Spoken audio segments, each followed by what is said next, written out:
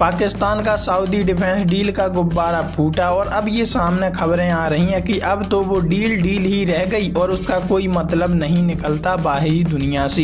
Actual point की हम बात करें तो हम ये पाते हैं कि पाकिस्तान जिसके साथ भी कोई संधि या डील करता है तो आने वाले कुछ हफ्तों में या महीनों में वो डील कैंसिल होती हुई नजर आती है और उसका कोई तालमेल नहीं मिलता हुआ नजर आता पूरी दुनिया को। देखो, खबर सामने आ रही है कि पाकिस्तान का सऊदी डिफेंस डील का गुब्बारा फूटा। तालिबान हमले पर दोस्त की चुप्पी को लेकर गिरी शहबाज शरीफ। सऊदी अरब पाकिस्तान के बीच सामरिक पारस्परिक रक्षा समझौते को लेकर अब कई विशेषज्ञ कह रहे हैं, इसे बड़ा चढ़ाकर पेश भी कर रहे हैं कि कहां गई आखिरकार वो डिफेंस डील जब दोनों देश एक साथ मिले थे और ये बात कही थी कि एक देश के ऊपर हमला मतलब दोनों देश के ऊपर हमला और दोनों देश इसका जवाब देंगे। देखो, पाकिस्तान ने कुछ हफ्ते पहले सऊदी अरब के साथ हुए रक्षा समझौते को लेकर खूब शोर मचाया था। प्रधानमंत्री शहबाज शरीफ से लेकर उनके मंत्री तक इसे भारत के खिलाफ बड़ी रणनीतिक उपलब्धि बता रहे थे, लेकिन अब वह डिफेंस डील सिर्फ 23 दिनों में ही ध्वस्त दिख रही है।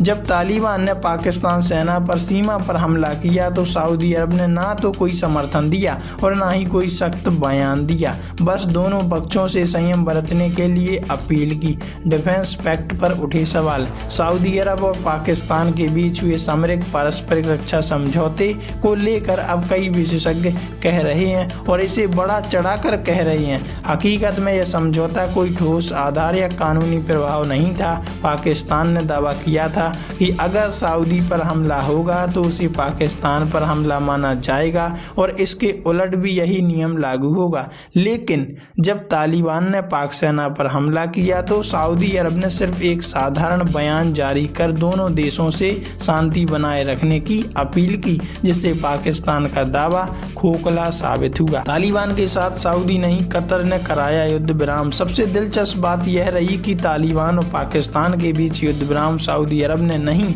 बल्कि कतर ने तुर्की की मदद से करवाया। इससे यह साफ हो गया कि सऊदी अब इस मामले में दखल नहीं देना चाहता। इतना ही नहीं, सीज फायर समझौते में भी तालिबान ने बाजी मार ली। उन्होंने कतर से यह सुनिश्चित करवाया कि समझौते में डूरंड रेखा या सीमा जैसे शब्दों का उल्लेख न हो, यानी तालिबान ने एक बार फिर पाकिस्तान के सीमा दावे को नाकार दिया है। पाकिस्तान की संसद में मचा बवाल।